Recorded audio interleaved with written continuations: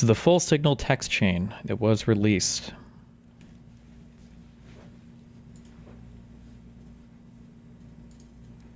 We've got our disappearing messages set. Good job. Team, establishing a principals group for coordination on Houthis.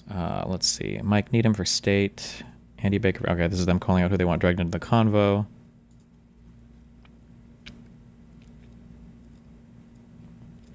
JD Vance, team, I am out for the day doing an economic event in Michigan, but I think we are making a mistake. 3% of U.S. trade runs through the Suez. 40% of European trade does. There is a real risk that the public doesn't understand this or why it's necessary. The strongest reason to do this is, as POTUS said, to send a message, but I'm not sure the president is aware how inconsistent this is with his message on Europe right now. There is a further risk that we see a moderate to severe spike in oil prices. I'm willing to support the consensus of the team and keep these concerns to myself, but there is a strong argument for delaying this a month, doing the messaging work on why this matters, seeing where the economy is, etc.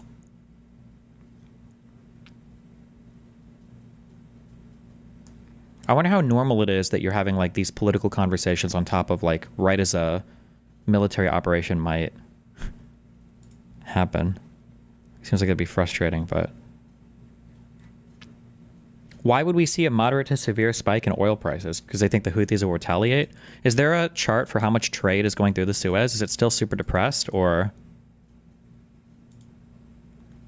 Dan donated $10. I've worked in military intelligence for 19 years. Everyone is both mortified and clowning on the gross negligence of Signalgate.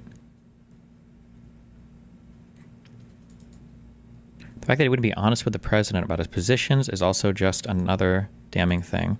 I'm trying to see how you're reading this to get that he's not being honest with the president. Is when he says, I'm willing to support the consensus of the team and keep these concerns to myself, is that what you're saying he's not being honest with the president on? I don't know if that's necessarily like... It sounds like they're putting together a group of people to discuss whether or not they should go through with this, and if they all come to an agreement, then it makes sense. I don't think that it's necessarily them not being honest. It's just, okay, fine, like whatever decision we arrive at, you know, I'll stick to that. I won't go and tell the president that I think it's bullshit or whatever. I think that's probably fine, right? That being said, if anything like this leaked about the Democrats, they would all accuse us of being like a deep state running the government, but...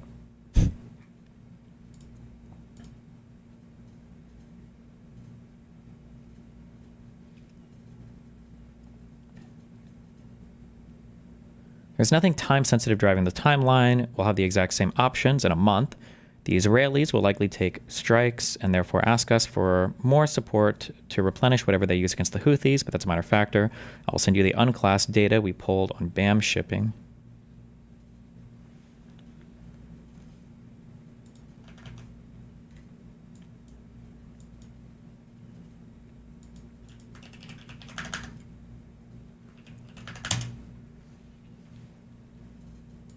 There's someone in there that isn't even confirmed yet. I think his name is Joe Kent. Yeah, I was going to ask who is the Joe Kent person.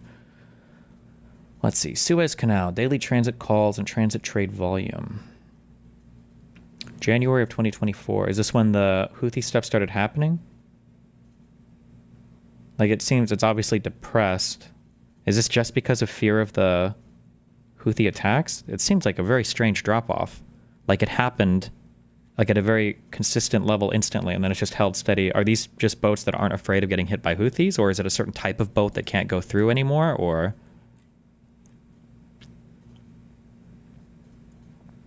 Joe Kent is the director of the National Counterterrorism Center. Gotcha.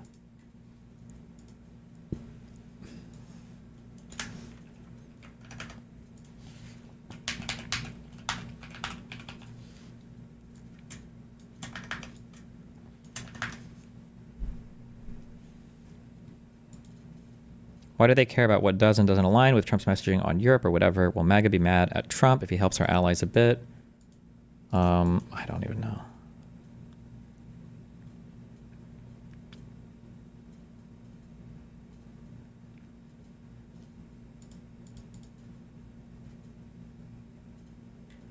Jesus Christ. Everyone just rerouted around Africa? Okay. From a CIA perspective, we are mobilizing assets to support now, but a delay would not negatively impact us, and additional time would be used to identify better starting points for coverage on Houthi leadership. From Pete, VP, I understand your concerns and will support you raising with POTUS. Important considerations, most of which are tough to know how they play out. Economy, Ukraine, peace, Gaza, etc.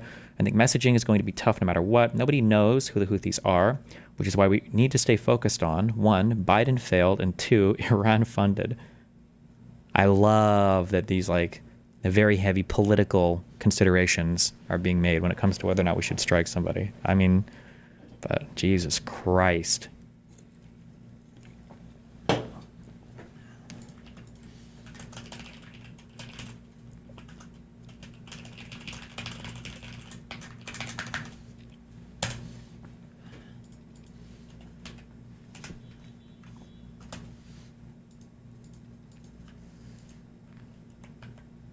Fuck, did I fuck this up?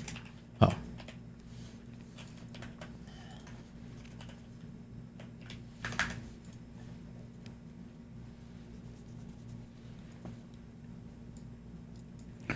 Waiting a few weeks or a month does not fundamentally change the calculus. Two immediate risks on waiting. One, this leaks and we look indecisive. Why would that even leak? How many different people are involved in that? That's such a... Okay, whatever. Okay, the drop-off happened when that ship got hijacked. Gotcha.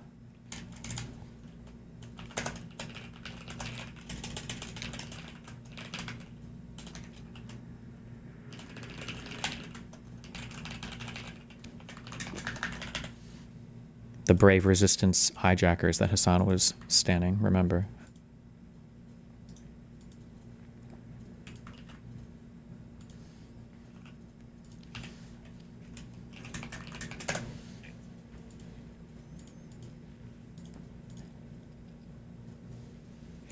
So one, this leaks, we look indecisive, or two, Israel takes an action first, or Gaza ceasefire falls apart, and we don't get to start this on our own terms. We can manage both. Didn't the Gaza ceasefire already fall apart even before this? But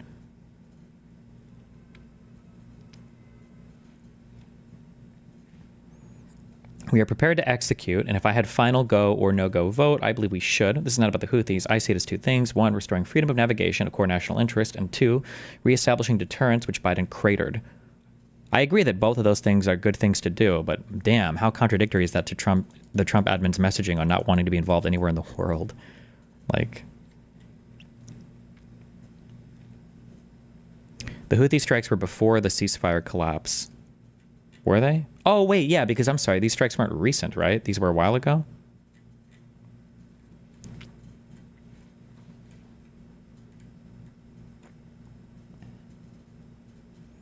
But we can easily pause, and if we do, I will do all we can to enforce 100% OPSEC. Oh no. Like 2 weeks ago, gotcha. I welcome other thoughts. It was 10 days ago, okay. The trade figures we have are 15% of global and 30% of container. It's difficult to break that down to US, specifically because much of the container either going through the Red Sea still or around the Cape of Good Hope are components going to Europe that turns into manufactured goods for transatlantic trade to the United States. Whether we pull the plug or not today, European navies do not have the capability to defend against the types of sophisticated anti-ship cruise missiles and drones the Houthis are now using, probably courtesy of Iran. By the way, this is why my understanding of the Houthis initially weren't Iranian puppets. This is a relatively new phenomenon that I think picked up a lot of steam around 2015, 2016, especially when Saudi Arabia started to attack in a coalition the northern Yemen. And I think as a result of that, I think the Houthis kind of started to turn to Iran more for help, because the Houthis originally, they don't give a fuck about, obviously Palestine is super far, they don't care about that shit. And they didn't give a fuck about helping Iran or whatever, but when Iran stepped up to offer assistance to them in fighting the Saudis, then I think the Houthis kind of had to carry a little bit of Iranian messaging as well, which turned into them attacking, ships going through. I should learn the name of this. What is the name of that strait? Sea? Is it the Red Sea? Or is it before then?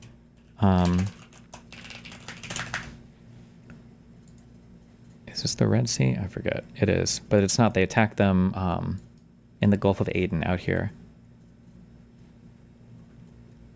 There's a city that the British owned in Yemen for a long time. I think during the Mandate period. I think it's like the port of Aden, or this city, I think. And then they left, I think, around the mandatory Palestine time, I think. What's their goal with this? Who, the Houthis? I think they just, if Iran tells them to do something, they have to do it, basically.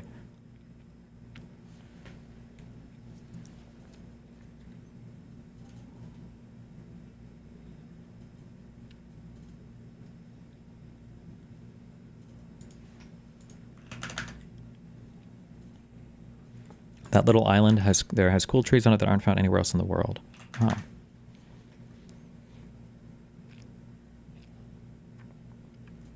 But oh, this is why the Houthis have more sophisticated weapons now as well. Anti-ship cruise missiles and drones the Houthis are now using. Because before, the Houthis, I guess it was cool from like a startup, not a startup, like a strapping, like, fuck, what would you say? A ragtag group of people. I think what the Houthis used to do is they would use, I don't know how, they'd have controllers and they would just put a whole bunch of fucking explosives in like a little, is it a skiff? Like a small boat? Like a little, like a tiny boat, and they would just drive these things into other ships to try to blow them up. Are they called skiffs, or am I just thinking of the what are the little tiny boats that like hang off the sides of? Oh, SKIFF, is that it? Is that what they would load up? A dinghy? Fuck, I feel like we watched videos on this a long time ago. Oh wait, is it this?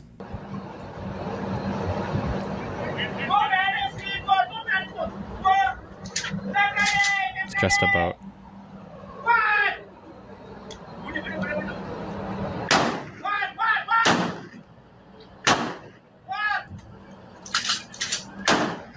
What is a skiff? A skiff is a secured, compartmentalized information fucker or something. But I'm not talking about I'm not talking about that kind of skiff. Sorry, a sensitive compartmented information facility. But I'm talking about a skiff like a little boat. I feel like in D&D I learned that word. SKIFF, not that type of skiff, the other skiff. But I think you just call it a small boat. I don't even know.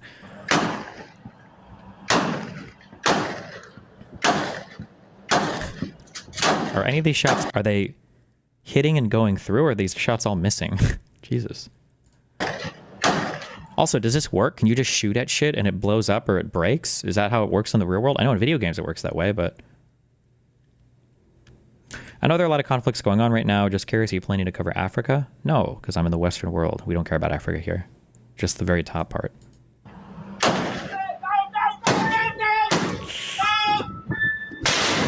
Rip. There's another video where they shot it and it exploded. Oh, well.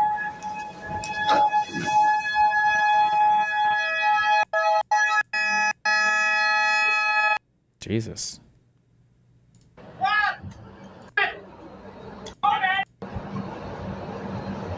Are these bongers? Are those bonger shots?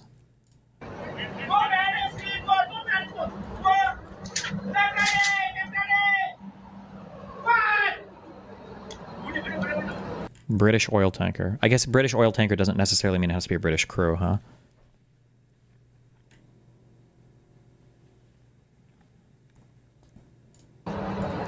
Isn't it crazy that, at least according to us, the European navies don't have the capabilities to keep up with tech manufactured in a country that we sanction to the ground, like Iran, may be concerning? While I'm sure Iran also gets weapons and stuff from Russia, North Korea, maybe China and everything too. I don't know if they manufacture it all on their own. But also, I'm talking a little bit of shit outside of my comfort zone because I don't do military analysis. But my guess is most of the upgrades in sophistication of military technology over the last few decades probably has to do with like precision targeting and guidance and stuff like that, or like collecting like some type of surveillance stuff. But just shooting missiles at ships and blowing them up, or using bombs and blowing stuff up, is pretty crude. It's pretty easy. It's not a big deal. That type of stuff is just probably not as hard to make or manufacture. Someone said Iran gets pretty much nothing from Russia right now. Okay, well, that might be the case. Well, I don't know how much they have stuff stockpiled or whatever. I also don't know anything about Iran's like manufacturing. Maybe Iran can manufacture stuff like this. I'm not sure. I don't know the answer. How sophisticated are the Houthis? Are they just a ragtag bunch of pirates or what? I mean, they're not. I don't think they're very sophisticated, but there's like Yemen is a pretty big country. There's a lot of them, so.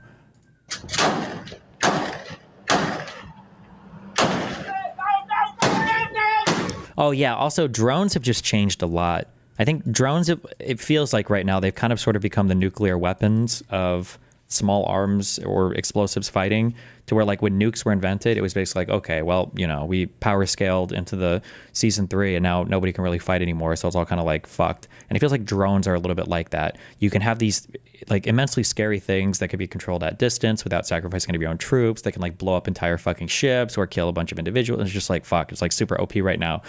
I don't know why there hasn't been effective ways, electronic warfare or whatever, of disabling these Or maybe there have been to some extent. It's probably easier to layer it on land.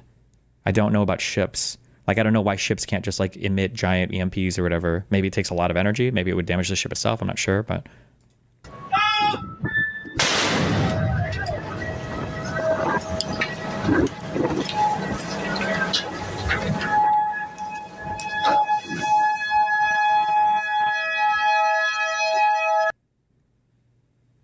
I don't know why an orchestra starts playing, but...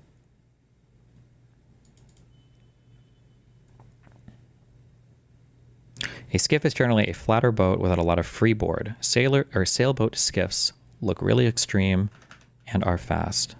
Okay. EMPs are not real, but electronic warfare can be bypassed. It's basically a jammer for a specific frequency. Okay. Why are EMPs not real? Is it because of the inverse square stuff? Would you just need way too much power, or...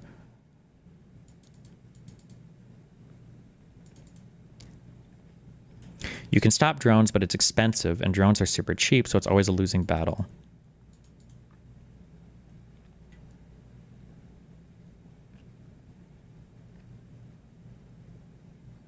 Building defensive countermeasures on commercial shipping would be ungodly expensive, at least countermeasures that could stop drones and missiles and not pirate dinghies. In Russia-Ukraine now, controlling them without signals through fiber optic attached drones have become popular to stop jamming. What does that mean? You put like a 1,000-yard fiber optic cable on the drone and just fly it like that?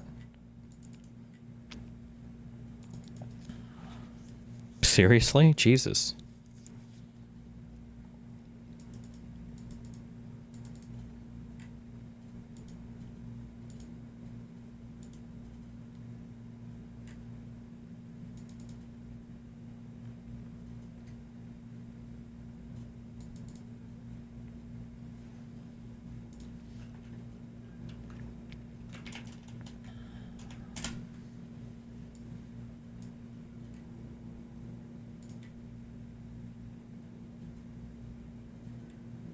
Iran and Russia signed a strategic agreement on January 17th. Okay. Check out all the fiber optic stuff left behind.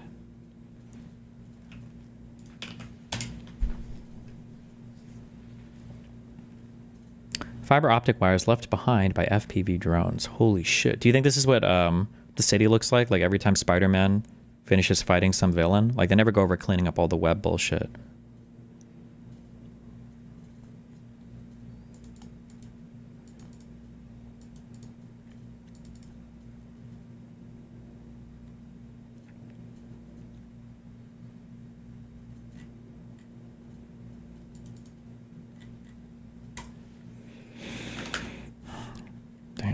Wait, the spiderweb stuff dissolves after a few hours. Okay.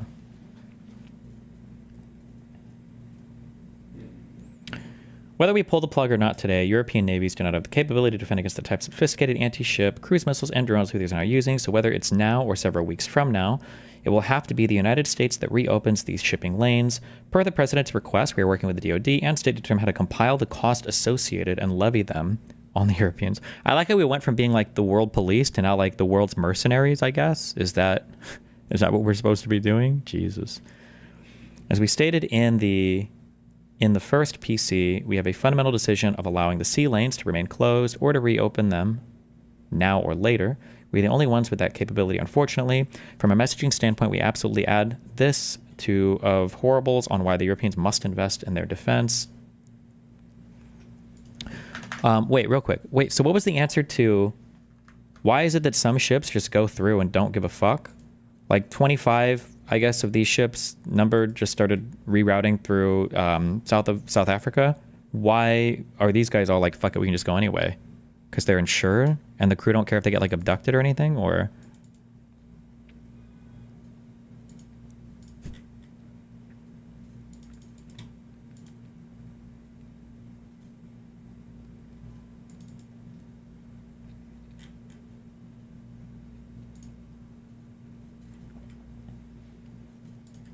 Okay.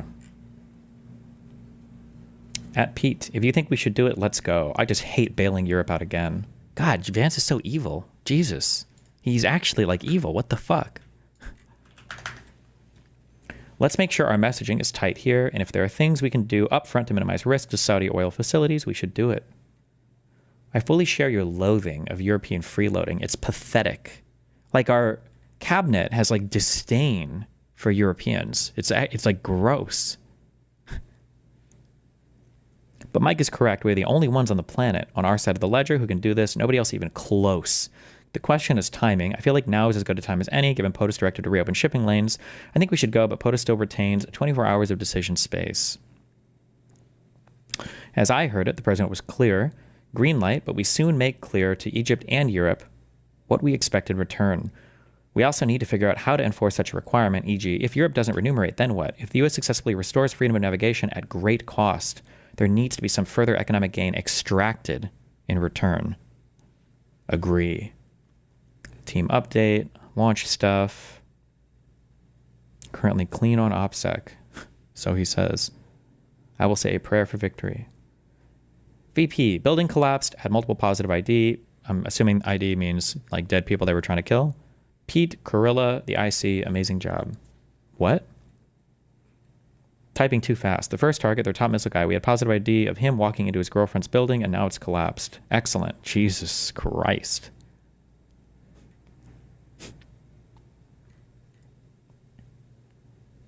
Punch. America. Fire. Good job, Pete and your team. The team in Mall did a great job as well. Great work, all. Powerful start. CENTCOM was/is on point. Great job, all. More strikes ongoing for hours tonight, and we'll provide full initial report tomorrow, but on time, on target, and good readouts so far. Kudos to all. Good job. Bicep flex, American flags, prayers. Great work and effects.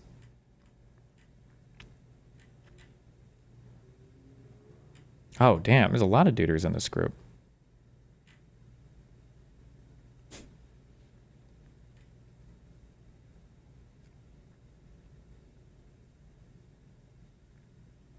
Oh, shit. What was the journalist's first name? It wasn't Jeffrey, was it? Or what was it?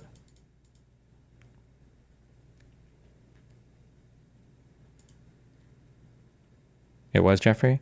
Okay, because I was going to say, one thing I wondered is what if on Signal, what if he changed his, not Goldberg, Goldstein or whatever? I don't know. I think the WCW guy. What if he changed his name to be like one of these other guys? But it looks like, I mean, his initials are here, so it looks like that's not the case. This was just a huge fuck up. Like, there's not even pictures on most of these guys' fucking profiles. Jesus Christ, it's so fucking wild, dude. How many people on Signal all renamed themselves to like fucking Tulsi Gabbard or Pete Hegseth and put this profile picture? To Mars? Yeah, I don't even know. What does Mars stand for? That's not from Mar-a-Lago, right? What is Mar? Oh, Marco Rubio. Maybe he has 2 accounts?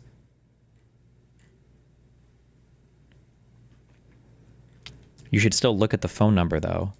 I don't know why you would ever say that. Look at the phone number. There's no way you're memorizing phone numbers of every single person you have to invite here. You just need to be on a better app. Or at least, like, click their thing and have a message history with them or something. But you shouldn't be doing this on Signal, right?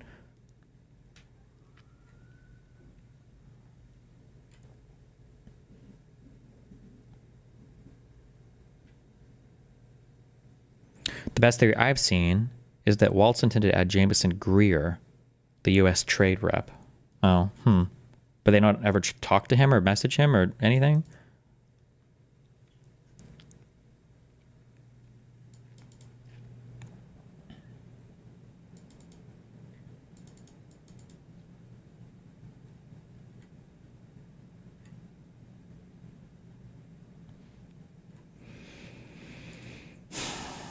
Jesus.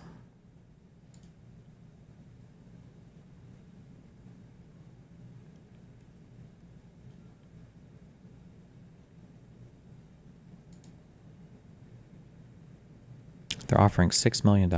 Wait, for what? I just want to let you know that Lily is the host of the Gaddis Report, which is aired by the Australian National Review, where they're offering anyone who can prove that 6 million Jews died in the Holocaust a $6 million prize. So for all of you little whiny Jews out there who watch my show just to see what it is that I'm going to say next so you can cry and kvetch about the next 24 hours or so, here's your chance to put your money where your mouth is. Actually, Jew, to put someone else's money where your mouth is, which is your favorite activity. You can make $6 million by proving that your little fairy tale actually happened. But first, the problem with bets like these is these guys never accept evidence or whatever for any of this. Wasn't there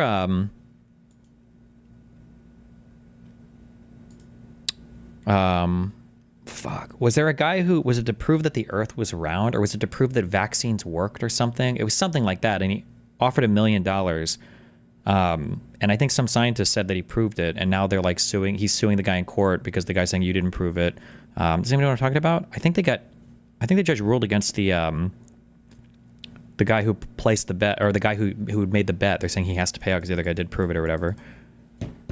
The guy you debated? Yeah, it might have been, is that Kent Hovind, the dino doctor or whatever, maybe? I don't know. How would you go about proving 6 million Jews died? I have no clue. Like I don't know what he's asking for. Does he need like an obituary record and like dental records for every single dead person? Like,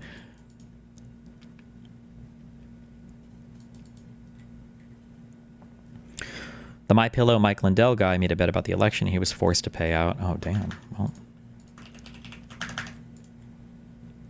did you make a bet about aliens or something? Yeah, technically that guy owes me $1,000, but...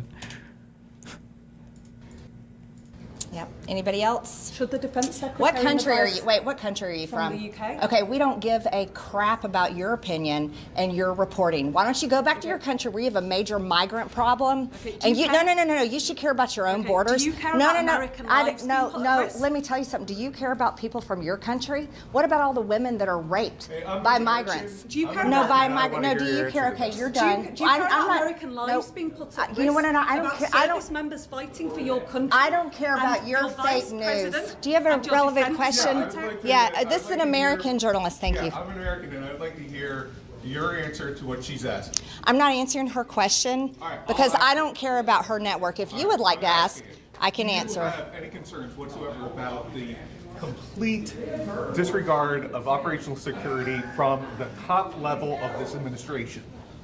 You want to know about complete disregard about operational security? You should talk about the Biden administration and how they ripped our borders open to terrorist, cartel, child sex trafficking, human trafficking, and drug trafficking across our borders for 4 years. The Trump administration is doing a great job, and I stand by their statements. So you have I no- stand by no their comment statements. whatsoever about My comment to you is I'm obvious- thankful to President Trump that he is leading us out of wars, that he's ending the war in Ukraine, where American lives could have been killed if Joe Biden was still president today, whether he liked it or not. We're talking about NPR and PBS today. We're talking about fake news that was funded with federal funding from American taxpayers. That's what this is about today, not journalists from the UK that should care about A their own. journalist is being vilified for exposing failings in the way that your government conducts itself. Jesus.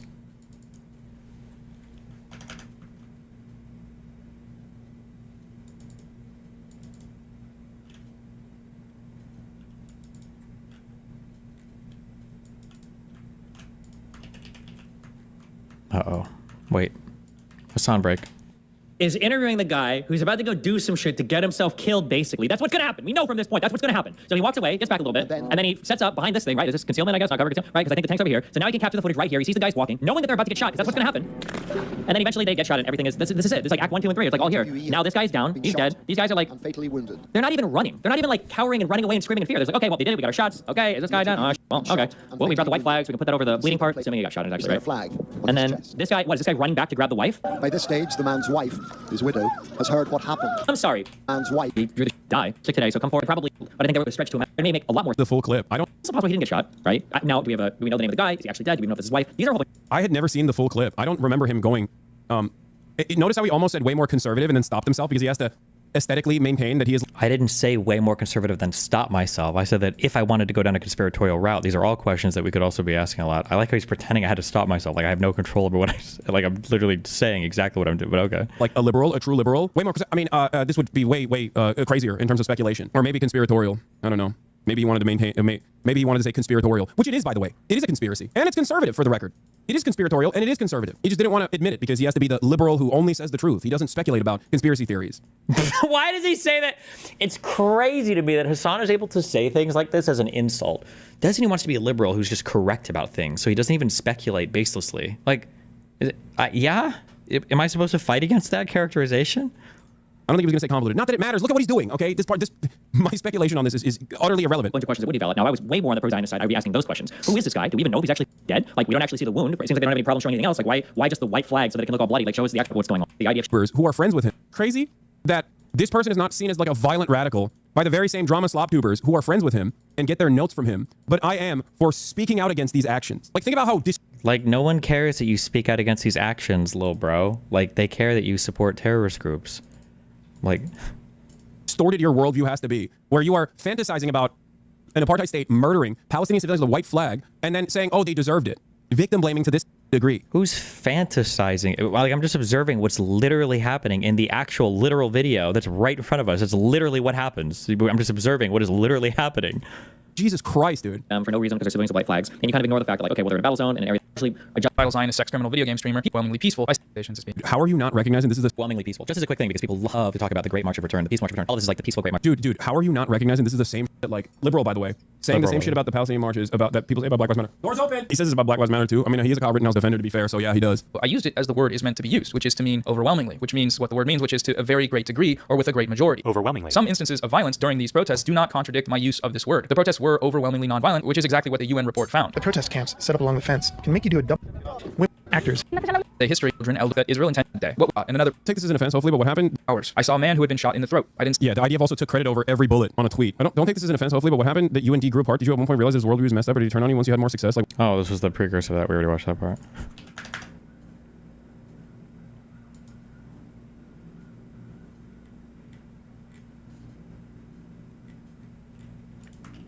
Why did you link this from a month ago?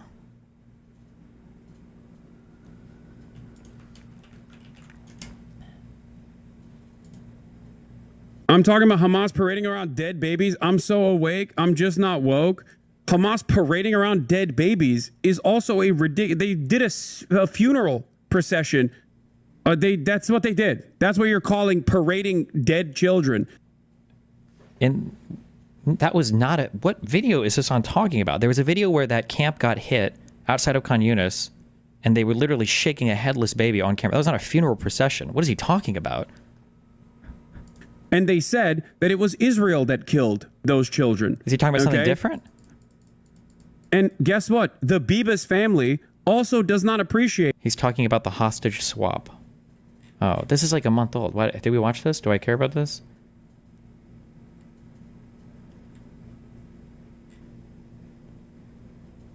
That Benjamin Netanyahu is parading... He's talking about Hamas mocking the release of the corpses. Oh. The Bibas family, the children that were slain, okay, without giving the Bibas family the actual autopsy report. I'm talking about... What was your motivation for that clip, though? I feel like if Hamas and Sam's sons didn't exist, you would do an equivalent pro-Palestine conspiracy segment. Wait, I've given both sides to this issue like a ton. What do you mean?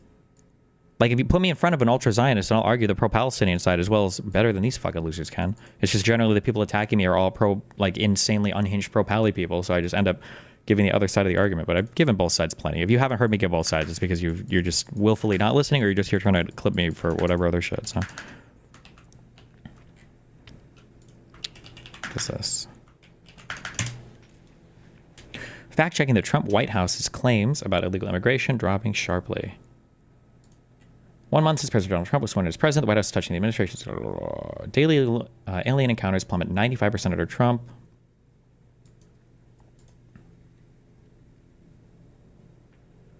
This infographic from the White House Instagram based.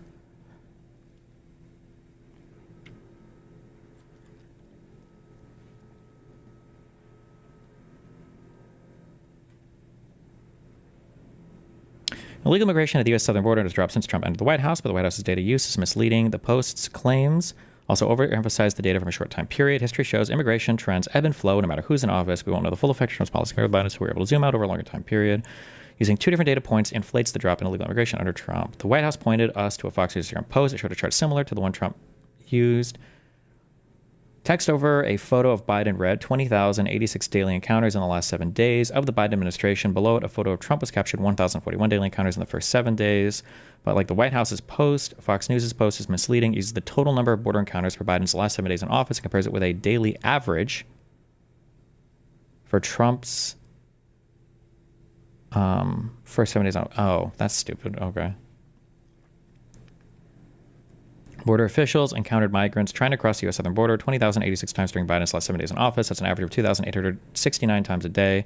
During Trump's first 7 days in office, border officials encountered migrants trying to cross the U.S. southern border 7,287 times, an average of 1,041 times a day. It's a 60% drop, not a 95% drop. Additionally, the White House and Fox News are using encounters both at official ports of entry and between them. Under Biden's admin, people could make appointments at official ports of entry and be legally allowed to enter the U.S. to seek asylum. Those appointments still counted as encounters, even though they did not represent illegal immigration. Trump ended that program on his first day in office and canceled all existing appointments. Nice, good one.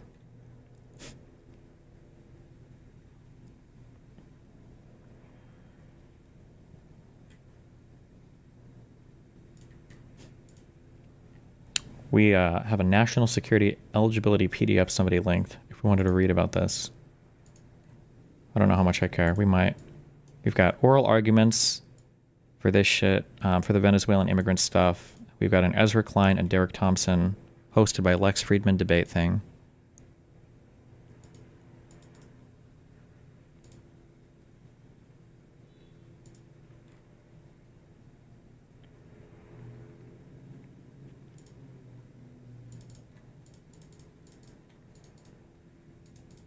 PBS/NPR hearing. Anti-American airwaves, holding the heads of NPR and PBS accountable. Jesus Christ.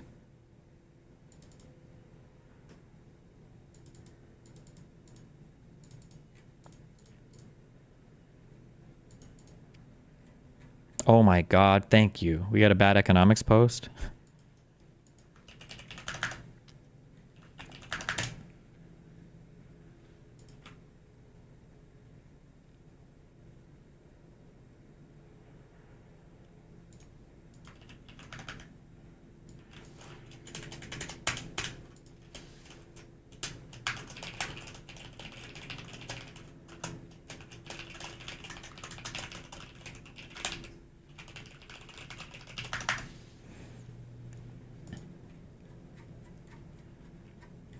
Oh, we got a big old post. Oh my God. Oh, and it's over his thesis, so we don't have to do it. Oh my goodness.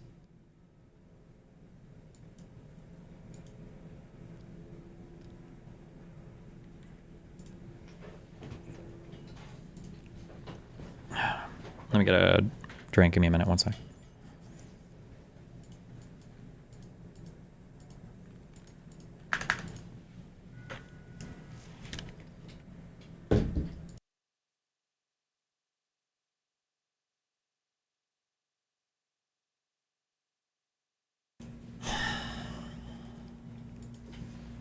Gary's bad economics.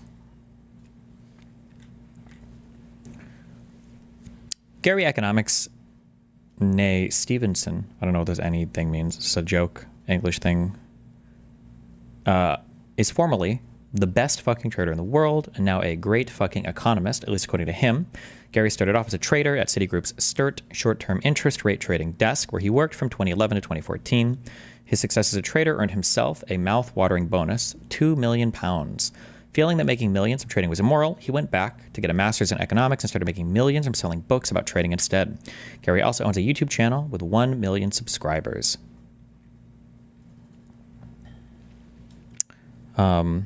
Nay or nee is what you put before surname.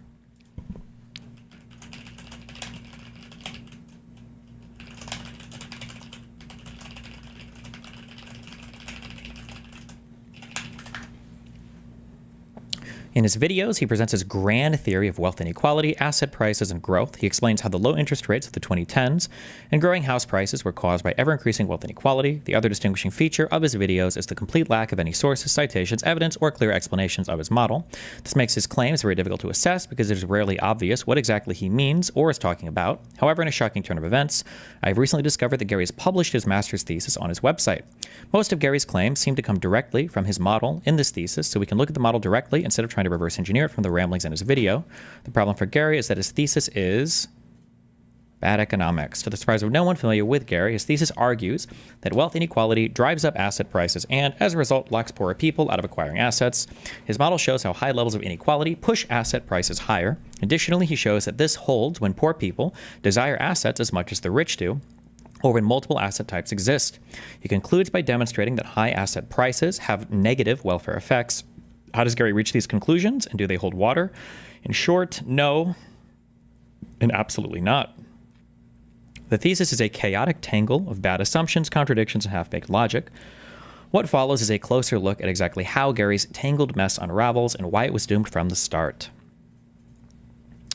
Gary's model is simple enough. Start with a production function, a utility function, and a budget constraint. Everything else you can build up from that. Next, you solve for the price of wealth, expressing it in only exogenous variables. Finally, you interpret the results. Gary starts by explaining, since my interest is in the relative price of assets and consumption, I will not be able to use traditional capital accumulations in the form, or of the form, k sub t plus 1 equals k sub t, y sub t minus, because equations of this form imply that the consumption good and the capital good can be freely transformed into one another. When a model allows for this free bidirectional transformation, there can be no space for interesting movements in the relative prices of the two goods. Equations of this sort are not suitable for models interested in changes in this relative price. In order that it is always clear exactly what kind of asset is being discussed, I will henceforth use K, capital, for reproducible assets, T, as in terra or land, for non-reproducible assets in models where both reproducible and non-reproducible assets exist, and W in simple models with only one non-reproducible asset to represent all forms of wealth. Does this form imply that consumption good can be transformed into the capital good? No. Here's my best guess as to why Gary believes this. Gary believes that Y consumption good is produced, and at the end of the period T, we decide how much we want to transform into capital. It makes much more sense to assume that we decide how much capital we want first, and then produce a combination of capital and consumption goods, which adds up to a total value Y. The utility function in Gary's model, the poor consume all of their income, the rich get utility from wealth and consumption.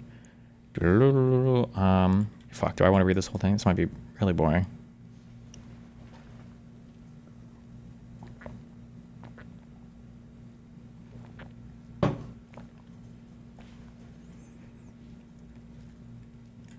Wait, give me a second.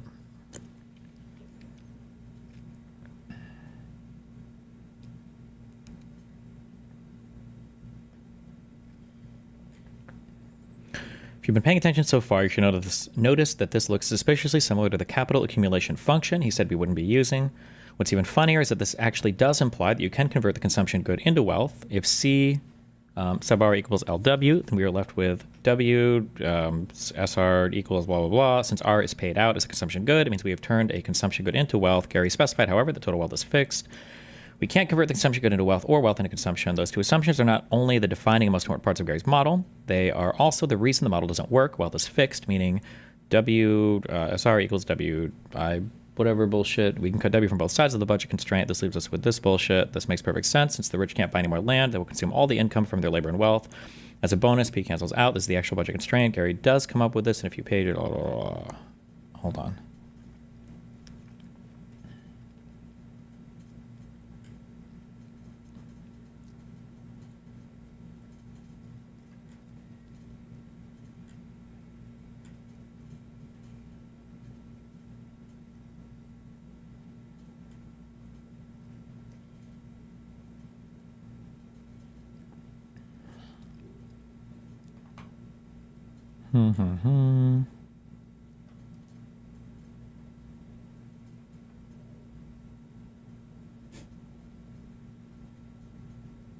Gary provides a master class on how not to build a model. Every aspect of this thesis follows the same formula. When introducing the model, wealth is fixed. When he starts solving it, wealth stops being fixed. And when it comes time to interpret the results, wealth goes back to being fixed. Economists use mathematical models to prevent you from making flawed but convincing arguments.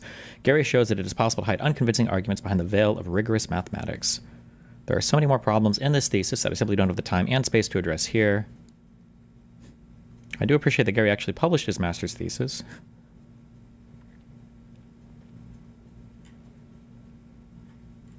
Okay, whatever. He's a loser. That's all I needed. Okay. Have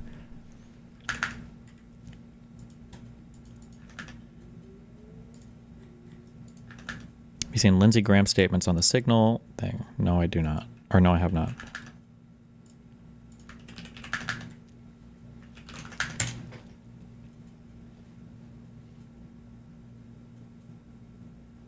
It's all the same talking points, though. Just celebrate the success of the op, say that nothing was leaked that shouldn't have been. Somehow bring up Biden. Are they going to?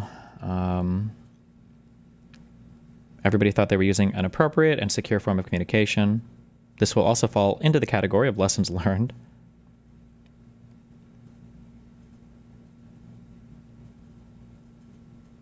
Hegset's analysis was so good.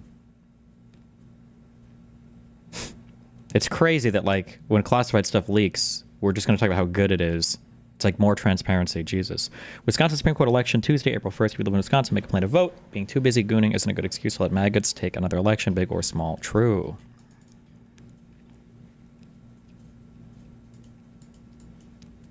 Okay.